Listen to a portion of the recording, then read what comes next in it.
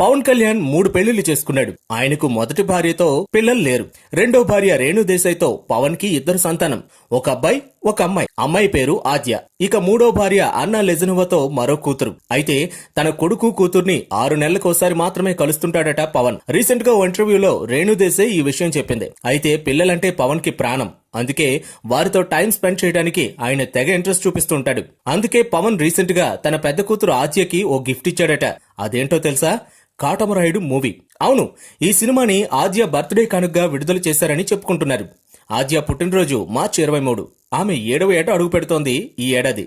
Katamarayudu release మార్చి 24. అంటే ఈ సినిమాని తన లవ్లీ డాటర్ బర్త్డే కానుకగానే రిలీజ్ చేశారని, ఈ సినిమా రిలీజ్ డేట్ ని 4 నెలల ముందుగానే అనౌన్స్ చేయడానికి అదే అసలు రీజన్ అట.